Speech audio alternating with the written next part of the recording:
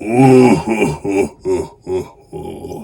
Nakaba Suzuki, you have opened a door you cannot close. What's up, guys? I love Pencil here, and here to do a breakdown and review for chapter 166 of Four Knights of the which is known as Tension in the Air. Oh, there's tension, alright. That tension released all over the screen. I'm sorry, I'm freaking and geeking way too. I have a whole chapter to break down. It isn't a scaling video. It isn't a scaling video. It isn't a scaling. It's not a scaling video. It's not a scaling video. It's not a scaling video. Alright. I'm sorry. I'm a little bit geeked. I'm fresh off recording the live reaction. When you check it over on Patreon for those $1 a month, become a member for those $3 a month. Check out the live reaction. It's 30 minutes long. The thing is beefy because I may have tweaked a little bit. But with that being the case, let's not waste any more time. Let's hop right into it. Editing me. Are you ready? 3, 2, 1, go. What's up, guys? That guy with a pencil here. Fun fact, I do to have it on me and keep it on me at all times. And another fun fact. Nakaba, you've been dancing around it. You devious fiend. You diabolical creature. You diabolical creature. You've been hop skipping and jumping around it. First, it was the lore. You told me how the sunshine works, how sun worked, and then you mentioned and showed that it could work in the celestial realm, but you danced around the sun. You didn't show me it. Then, my dear friend, you decided to get me cursed by light, and I saw it. Not one, but 2 moons in the world of the demon realm, an entirely separate space. I'd seen it. I could smell it. But then, then you dance around that star once again. You simply dance and hop and skip around it. Then I get a Q&A statement. It's nice. It's juicy. It's thick. It's scrumdiddlyumptious, and it's quite clear. But still, what is a statement to an actual showing in your manga? So, of course, I wait. And then you drop a cover page with gawain. And, of course, it gets the toes somewhat curled. Slightly. Maybe about 25% curled. But, of course, cover pages aren't always canon. So it's hard. Difficult to determine whether or not I could use that. Of course, if I were to combine all these things, fuse them together, and think about the majesty it could bring, it would be gorgeous. But ultimately, Nakaba, I did need one thing from you. Just one. And you provided it to me. I've been loyal for so long, Mr. Suzuki, so I'm happy you finally kept up your end of the bargain. Even if I cannot get the entire verse there. Oh, this universe has become so much stronger. Finally. But all that aside, let's actually hop into the chapter itself after I quickly talk about the cover page, where we get to see poor Edlin and poor Boris shrinking away their sorrows. Now, I'll readily admit, both of these characters were ones that I do like. I like Edlin's arc. It's not my favorite arc pre-time skip, but it still is a nice one. Once again, further elaborating on Teacher Hauser and that entire fate. And I honestly further elaborating on Donnie and his past and his friendships. It's really nice. I ultimately do like the character. I was shocked by his redesign, and honestly, I do still prefer his old design. But still, it's neat enough. It's a cool enough ability. Or not a cool enough ability, a cool enough character. And same thing with Boris. Boris is a much more recent character. Obviously, he's only been introduced to us post-time skip.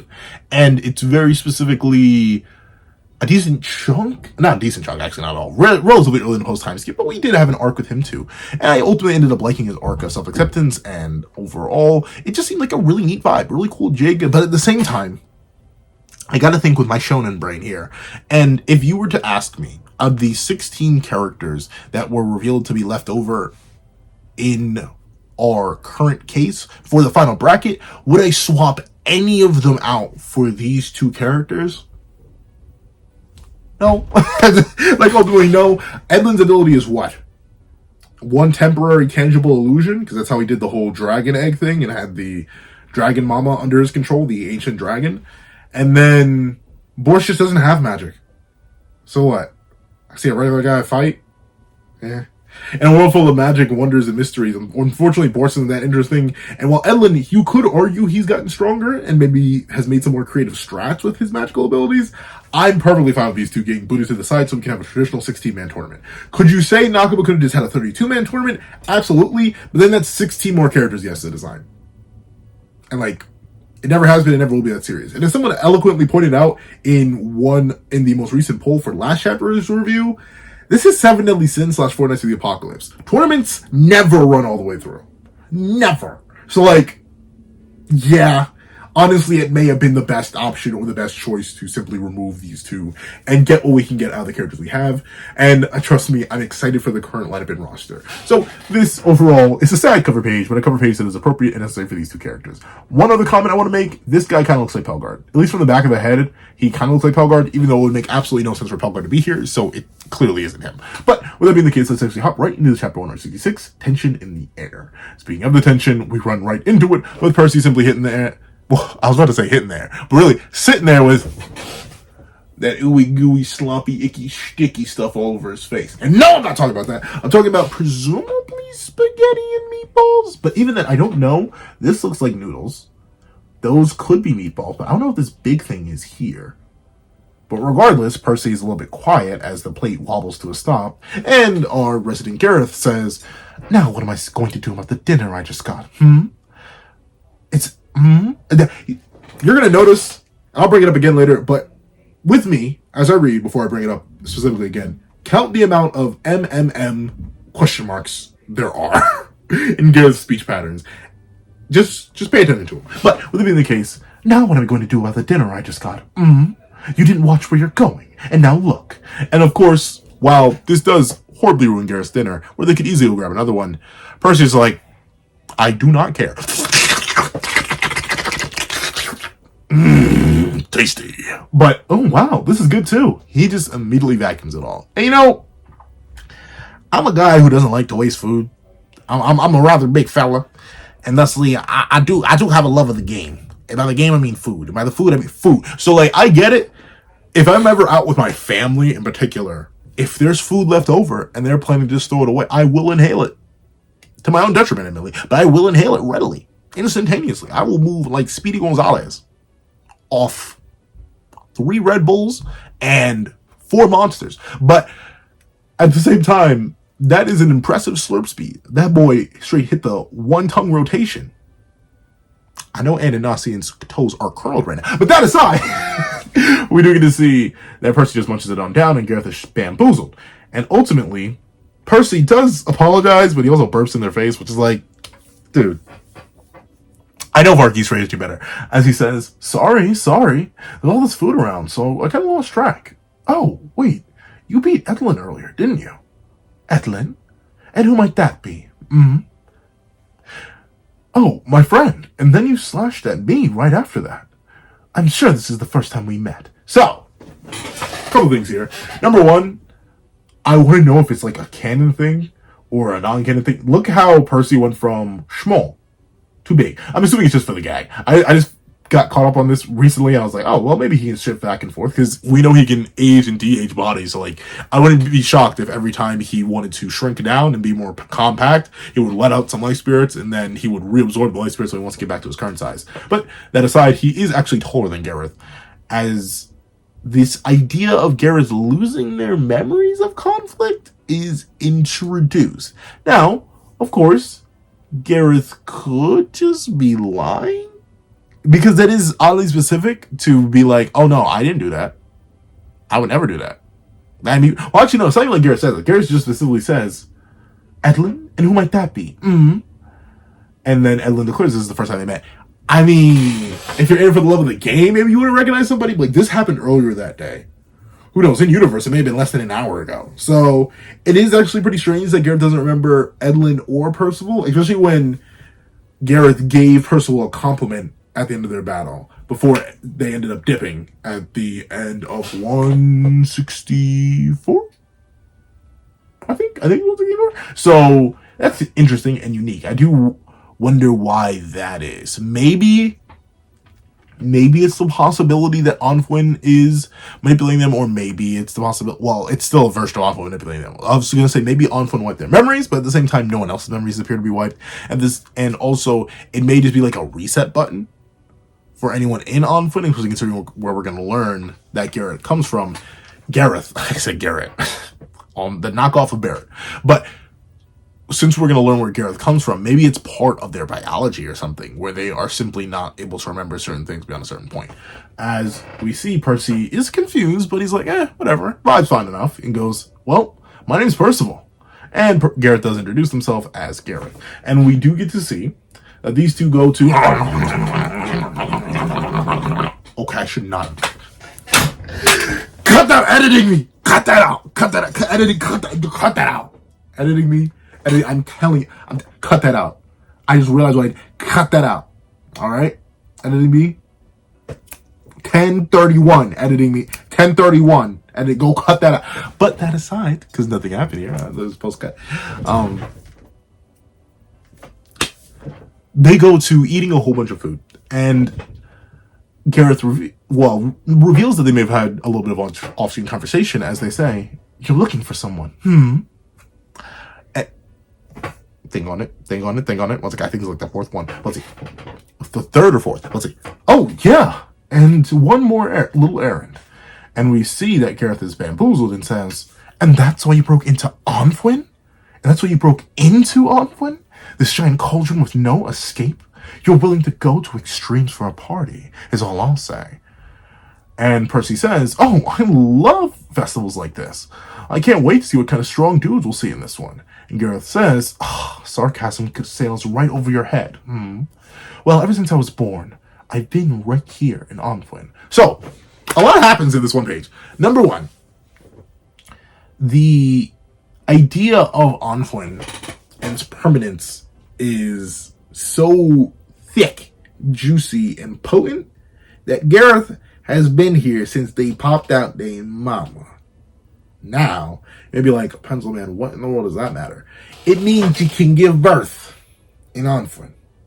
Meaning Gareth has parents. But the question I have is, are they still alive? Because once again, you gotta remember, Camelot would presumably be very anti-death, if I had to hazard a guess, considering how it's maintained. And once again, I know once the later part of this chapter, I started adding them to the argument, people are going to be like, well, what about... Well, they'd have to know Sevendeadlysins lore. Like, notably, if I just show them, hey, look at this panel. Yeah, 3 moons. 3 moons. Oh, you like the moon? Look at all these stars in the background. Guess what? These didn't exist before. You want to know who made them? You want to know who damaged them? The guy who made them? And you want to know who's supposedly better than the guy who damaged the guy who made them? Like there are things there. But the interesting idea is that Arthur's allowed to let people give birth in this prison, but not necessarily, anything else. Like, presumably pass away or leave. So that's interesting for one. Number two, there's this idea that Percy is willing to go extremely far simply for the sake of a party. Now, this could be a dual meaning thing, because Percy comments on the festivals, but also the party he specifically mentions is likely the 4 knights. This doubling down on it, I think, is important, and once again goes to show why all 4 of the knights are necessary. Even if one does end up cliffed, or a bunch of them end up cliffed by the final chapter or anything, or anywhere in between, then it happened when it happened, but still, all 4 are necessary. So I'm liking that Percy's actively acknowledging that. That's good to see. Another thing that's interesting to see is that Percy has kind of developed I feel like maybe that's too harsh a word, but I think he's kind of developed a lust for battle. Like, do you see how he's itching and scratching and feeling? He's like, oh, I can't wait to see what kind of strong dudes I'll see in this one. First things first, Percy, what do you mean by that? Second, Percival, my boy, don't you just want to win? Maybe find Lancelot's location and dip? Or what? So, with that being the case, we don't know. We generally have no idea. But my brain is, no, it's lagging, stop lagging. But when we see that Percy explains, whoa, wow, you're kind of like me. I kind of only went out on my journey to the world 2 years ago. Before then, I was living with my grandpa on God's finger. Boy, oh boy, was I shocked when I first saw the outside world. And Gareth, I feel so bad for her, because you can tell that is a sweet boy. He's such a sweet... I'm so sorry, I'm very tired. But he's such a sweet baby boy.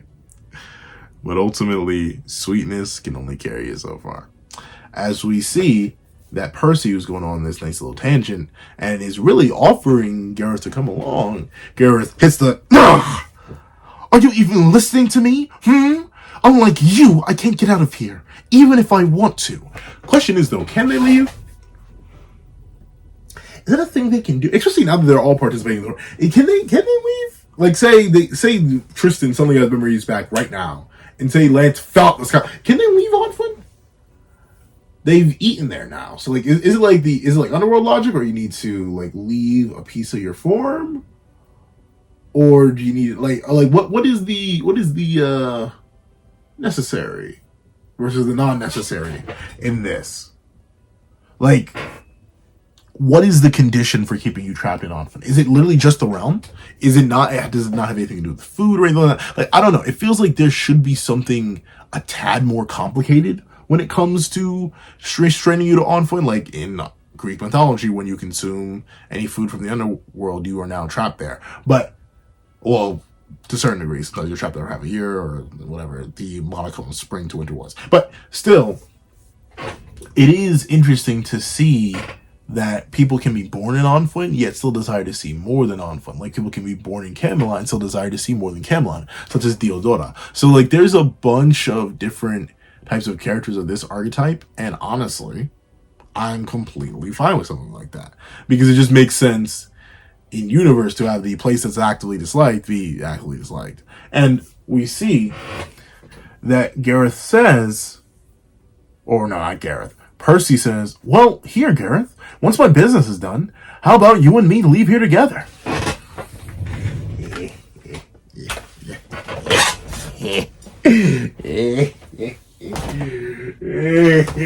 Percy, you ain't slick, my boy.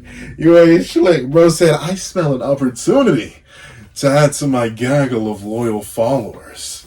But Gareth, they may be my followers, but for you and I could be something else." But like, why did he say it like that? Why did he say it like that? Because he very specifically does say, "Well, here, Gareth, once all my business is done, how about you and me? You and me, no, and not you, me, and my friend. No, you and me. Why don't we blow this popsicle stand, Gareth? I can take you away from all this. You know, I'm a light spirit, so I got that spirit in me. I can spirit you away from all this. I can change your life with my spirit." Like Percy. Why are you trying to get all suave with it? Trying to like, I mean, to each their own, to each their own. I mean, do what you gotta do. But I know Ananasians, they already got you busy. They got you booked up. You trying to triple book? You trying to triple dip? You already double dipping out here in these streets. Now you triple dipping, Percy, restraint. Leave some for everybody else, Percy. Golly. But of course, unlike the previous people, though probably eventually like the previous people, Gareth simply slams it into Percy's face. And Percy, being the ultimate freaky deek, is like, "You still don't believe me? Let me show you what this tongue do." And hits the super vacuum suck 9000 on the food, completely cleaning his face. So like, if you want to tongue that word. But that aside, we see that Gareth says, "You sure look like a hero, but I can smell it all over you. The smell of death and all the misfortune that befalls those close to you. So, good night. You made it to the first final, Well, if you draw me, you're going to have to wipe that butt of yours. And not wipe that. You're going to have to wipe that. I'm going to whip your behind and wipe that insipid smile off your face." So, ultimately, those ideas of darkness and pain and negativity and agony, all that still definitely exists within the Big P. He still does genuinely still has fears, right? Like, ultimately, one of Percy's biggest worries is that he is the Knight of Death, right? And the whole reason he left 2 years ago was specifically because he was worried about the lives of his friends. And if his friends are going to continue to fall to, well, a variety of things, by the nature of his actions, are all destined to fall, then Percy's naturally going to double check and like reinvestigate how he feels about him and his journey and stuff like that. Because it would be the first thing that pops up, right? Just because he managed to get over it, quote unquote. We see as recently as when the initial free-for-all started that Percy's like, oh no, guys, this is too dangerous. Let me and Gawain handle it. And seeing that fear allowed them to, but at the same time, it just didn't work out. So overall, I like this. I like that we are still playing with the idea that Percy truly is his embodiment. He truly is the horseman of death. To the point where someone who's likely never experienced death, at least not directly, has the ability to sense it, see it, smell it, like certain creatures do. It's interesting. And I do like that it has such a harsh effect on Percy. It takes him from this happy-go-lucky, I'll slurp everything that you eat up, I don't really care what you do or say kind of mentality. So Percy was just like it's hitting him. Like he managed to push away the thoughts for a while, but they finally rushed back at Gareth's prodding. And hey, can't knock it. But with it being the case, we see that Gareth strolls off. And Percy, he's feeling a certain type of way. He's feeling a certain type of way indeed, as he says, misfortune close to me.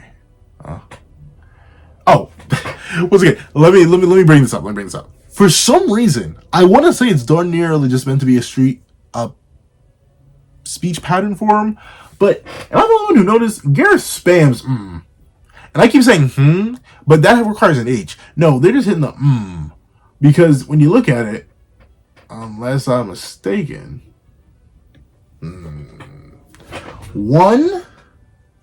Am I missing one? No. So 1, 2. Okay, no. Okay, maybe don't tweak it. It's only 2. 1, 2, 3.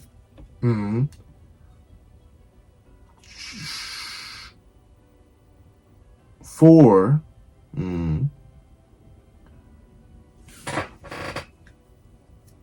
5.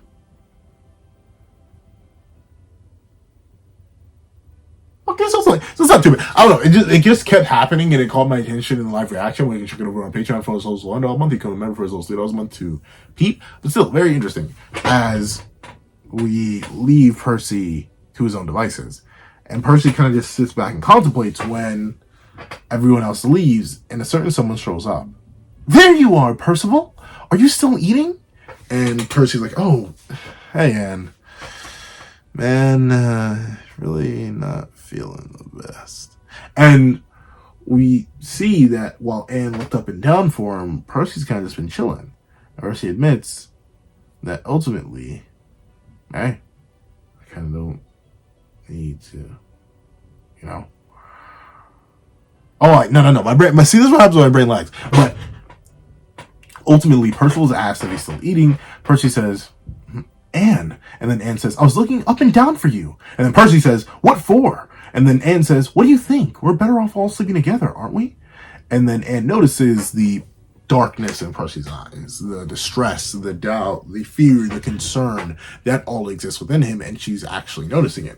And we see the two go, oh, sorry. Oh, sorry. Oh, sorry.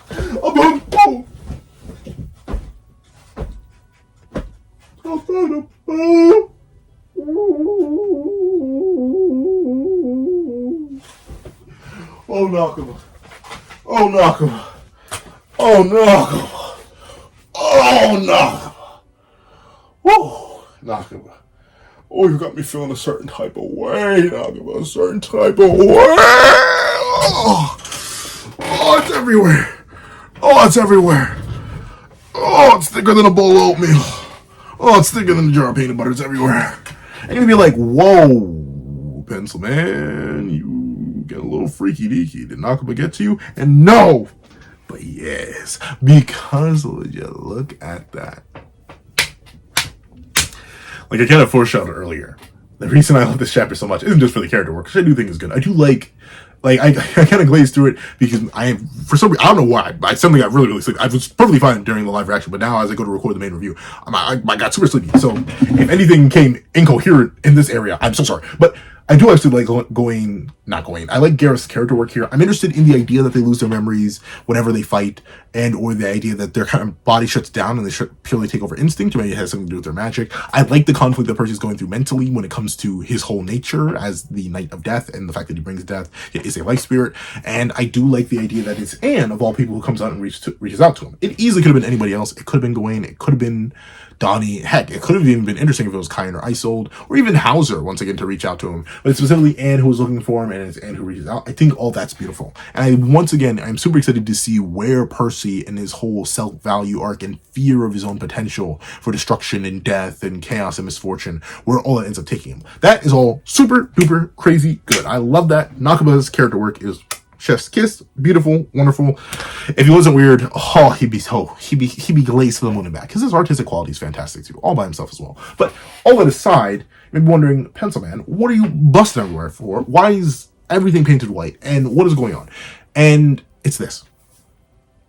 NAKABA, like I mentioned in the beginning, said a while ago that there are some realms in Camelot where there's basically nothing, and then there are some realms in Camelot where starry skies stretch out. I forget how the exact quote goes, but starry skies stretch out for like a while or infinitum. And we also had Cursed by Light with the moons and the hypothetical sun in there. And then also we had the celestial realm and the grace that came with it, and the lore that actually comes from knowing the celestial realm is a separate space. It has to have its own star in order for sunshine to work, because the sunshine works based on the position of the planet relative to a star. So like everything was kind of there. And also I mentioned earlier that cover page for Gawain, all of that sort of did lay the groundwork for like multi-solar at a bare minimum, though you could definitely argue, just by the way how far apart stars need to be, arguably multi-galaxy Arthur. Like it's all kind of been there. And I say Arthur specifically because, once again, I'll talk about that in a sec. But I've always been hesitant to use cover pages, just me personally, because there's that one famous cover page statement that came out with the weekly release, not in the volume release, that has like that infinite purgatory statement. It doesn't necessarily mean anything because no one scales the purgatory, because we don't know who created purgatory. Clearly Chaos didn't, clearly the Demon King didn't, no one did. But still, that infinite universe statement, that's typically also used to give like the Seven Deadly Sins characters infinite speed. So like that one cover page text that comes out with the release, I don't typically use it, at least not personally when I'm scaling. And that's the same way I kind of felt about Gawain's cover page a few chapters back, that showed Gawain in her room with a starry night outside. Because it's just like, it's cover page material. And sometimes they're canon, sometimes they bleed into the chapter, sometimes they don't. So it is very, very strange. But with it being the case, I ain't gonna lie to you, dog. Oh, that's real cool. That's real sweet. But we finally got it, bro. We finally just got stars. Stars in the background. Stars in the background and multiple moons. Now, admittedly, like I mentioned, Cursed by Light does give us multiple moons. Now, of course, multiple moons doesn't automatically mean like large planetary or solar or anything like that. It doesn't. It just doesn't. Mainly because, like, look at how many moons does Venus have? Oh, Venus has no moon. What's the planet I'm thinking of? Is it Mars? How many moons does Mars have? 2 moons. No, it's one small thing. How many moons does Mercury have? I don't think it has any. No moons. Okay, so like Mars is a planet that is smaller mass-wise than us, but has 2 moons. But also their moons are much smaller than us. So like, you could definitely argue and downscale from that. But these are stars. These are stars in Camelot. In one realm of Camelot.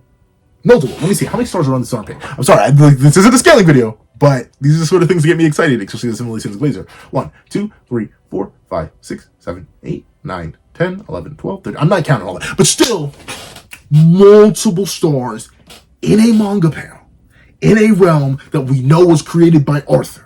We don't have to dance around who made Purgatory anymore to try to get like a big scale feat. We don't have to use just the lore meta and stuff like that in order to get the star feat for the Serene Deity. We don't just have to assume, since there's light reflecting off the moons in the demon realm, that there must be a star there and bada bing blah blah. We just now have it.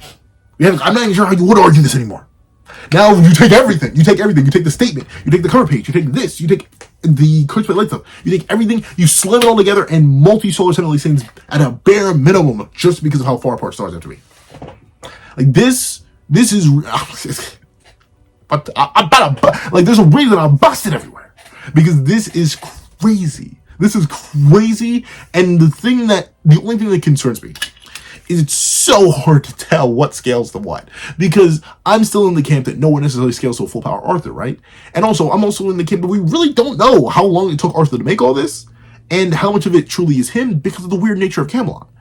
And thusly, I don't know if I can sit here, look you in the eyes and say Lance is multisolar, at bare minimum, possibly multi-galaxy, because he was able to do damage and scare Chaos Arthur. And make Chaos feel so much fear that it was actually worried for the life of Arthur. Same thing for Meliodas. Sure, Meliodas would have been stronger than that base Lance, according to Arthur, and a better fighter. But at the same time, what does that mean? Because we don't know how much that would scale to the Arthur that made everything. But still, even if it's just one character, even if we just assume no one really scales the full power Arthur, which I'm perfectly fine with, I don't think it's too ludicrous a take to have. Even having one character in the Seven Deadly Sins duology that's sitting out here at the lowest, I think the lowest you could take something like this is large star level, but I think that's mad downplay. I think the real lowest you can take this is like multisolar. Because of how many stars there are. Like, that is a night sky. A night sky. Like, that is a night sky that you would see in our world. Except, since we know Camelot is a separate space, and possibly time space... Oh, we're cooking. So, NAKABA Suzuki, I thank you. I thank you 100 billion this silly percent, because it's finally here. In the manga, irrefutable, bada bing, but unless we get to the darn volume release, and then this isn't there, right? Say NAKABA blacks out the entire thing, which I doubt. Oh, we're cooking with so much gas. Thank you, NAKABA. I'm gonna make a whole separate video talk about this because the implications of it are crazy. Especially if you assume any character scales to a fraction of chaos. I'm talking like 1% of chaos. Oh, they get a piece of this. But of course, let me not waste any more time. Let me hop back to the rest of the chapter, because there is more character work we need to talk about. As we see that Percy says, wow, look at that. 3 moons. And admittedly says, we're liable to go crazy if we stay in Camelot. And then Percy just drops it, right? Once again, I do like their dynamic. I do feel bad for Nosians. I know that poor child is cooked. But Percy says, I ran into him in battle. Theodora, I mean. And is bamboozled to find out that Theodora's here and says, Theodora? You mean Ironside's son? And Percy goes, yeah, Ironside's son. Not me. Him. And you see Percy say, he was exposed to the Demon Lord's poison from the moment he was born. Camelot's the only place he can live in. I was meant to be the body he'd take up. I don't know what he came here to Onfrom for, but I have a feeling it was because of me. And I'll really admit, yeah, it is. It is wholeheartedly, because the thing is, right, if Percy had not revived or been revealed to revive, then Ironside would have no reason to have gone hunting for chaos powers for the extra strength. I mean, maybe you could argue he may have been able to do it if he just wanted to fight the sins, but still, I highly doubt he's going to go that far. But with this now purely being the case, I genuinely do believe that Percy's resurrection, as timely or as untimely as it was, is what pushed Ironside to this point where he's like, hey, maybe the chaos juice ain't that bad. What? Who, Theodora? Who's Theodora? Theo who? Dora, what? Like he took the chaos juice very simply because of Percy's resurrection. So I do think, yeah, technically it is Percy's fault, and it's interesting to see him feel guilt about that. However, at the same time, we see that Anne is like, who cares about that? You've done nothing wrong, Percival. It's all Ironside's fault. And yes, and I'm going to sound so crazy. Yes and no, when you think about it. Realistically, if Varghese had interfered and run away with Percy, his life would have happened normally. Like, he'd literally be fine. He'd just be in a different body, of course, that's not genetically matched to Ironside or anything. But still, just a, different body. But with that being the case, oh, no. Gosh darn, this is what happens. Like whenever I get sleepy, my brain trots trail, and then what I was going to say. I'm saying it's not just Ironside's fault, but it's also by proxy Varghese' fault a little bit because of what Varghese did. If you remember, Ironside's plot would have ran regularly. Varghese would not have taken Baby Percy, and Baby Percy would have not have turned into a life spirit, meaning Ironside would have never had to come hunt him down. If Varghese had just stayed and just swallowed his pride, or swallowed whatever he wanted to swallow, but swallow whatever he wanted to swallow when Ironside was first going along with the plan, kind of like how Mortlock did. Mortlock just didn't ask any questions, he just kept it pushing for the sake of his nephew. I think then technically Varghese is the inciting incident. Of course, maybe Percy would have turned to the Knight of Death anyway. Clearly being associated with or directly tied to Camelot is not enough to prevent you from being a Knight of Prophecy. Look at Gawain. But at the same time, it's interesting that no matter what, it ended up kind of happening because of father and grandfather. It's not entirely all Ironside's fault. Though I do get why Anne simplifies it down to that, because I don't think she knows, for one. Like, we know, because we saw the flashbacks. But Anne doesn't know. And two, it's not really his problem fully what actually ends up keep happening. But with it being the case, Anne says, or no, Percy is actually a little bit shocked and says, oh, Anne. And we see that Anne admits, besides, Diodora's under Camelot's so-called benevolent protection, isn't he? Oh, but I don't know why he's here, Anne. Why should you even care if he's here? That's what I'm asking you. So, essentially, Percy feels guilt specifically because Diodora is...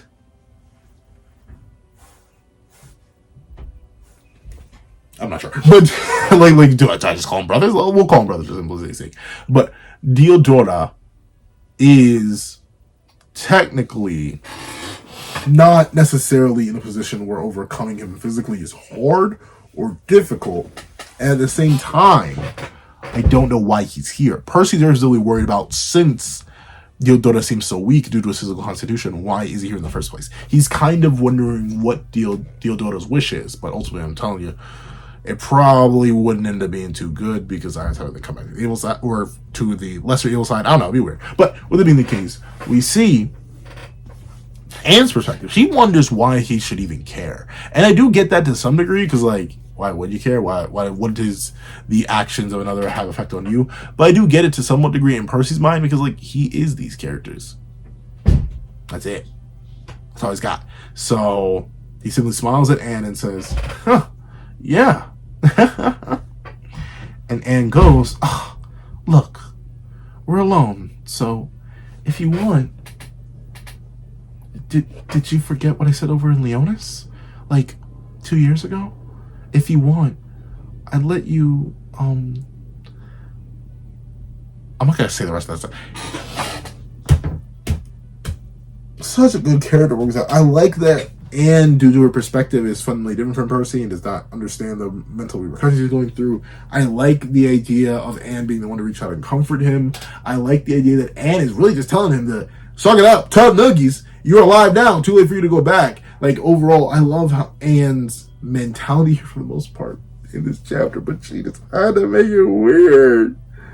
It's had to make it weird. Why did you have to make it weird? But since she made it weird, we're not even gonna address that.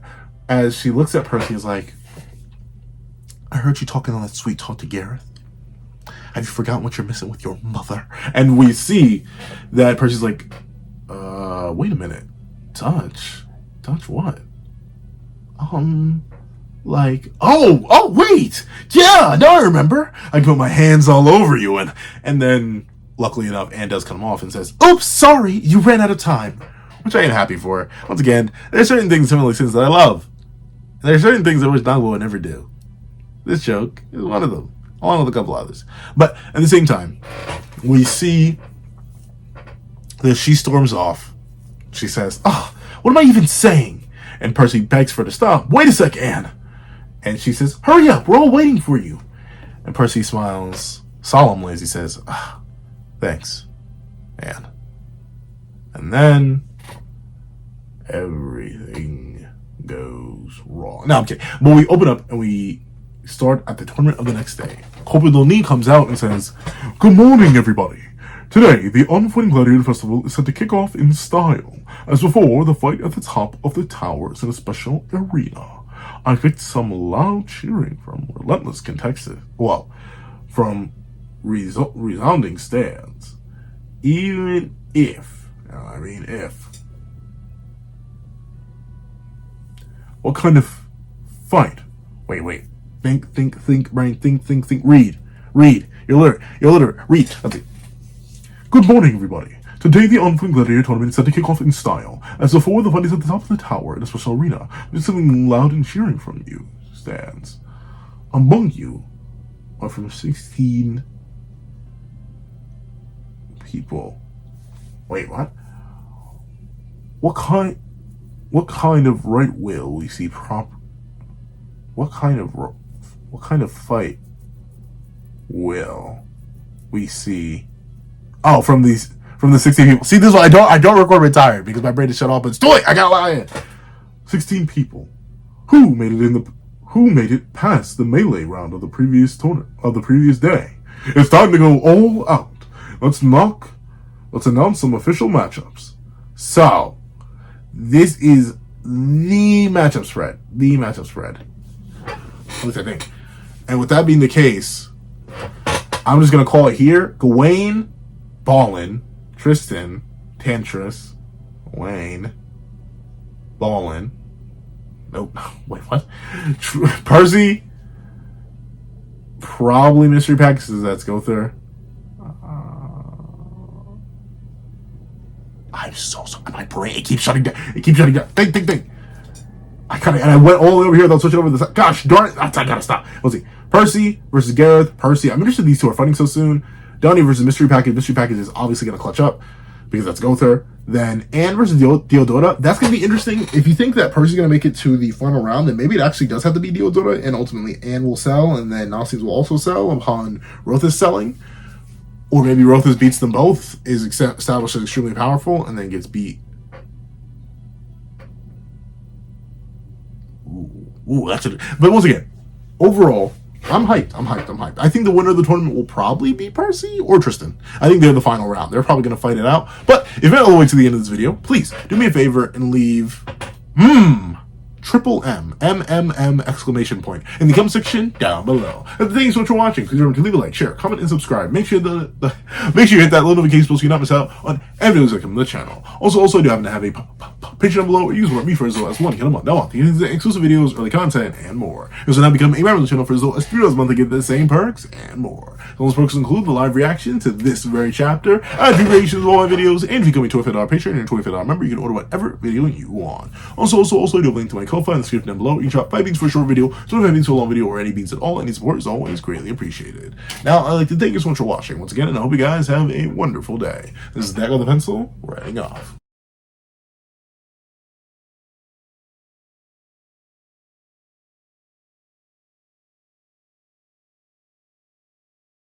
I'd like to give a thank you to our $3 members: Zara, Greyhound, Eternal Flame, NMA, Real Rare, Red Wolf 4765, Astro, Brandon Payne, G Prosper, and Glacier XZ. And I'd like to give a thank you to our $5 patrons: Midnight Lord 21, Kevin Encarnacion, Sean, Igneo Lind, and A+A. And I'd like to give a thank you to our $7 members, Fine and Austin Wimberly, A Uchiha, along with Yuki Ally. And I'd like to give a big ol' thank you to our $10 members, Robbie Uchiha, Jay Warrior, and AZ Void. And I'd like to give a thank you to our $10 patrons, Overlord Zero, Joaquin Munoz, and Idemo Kami.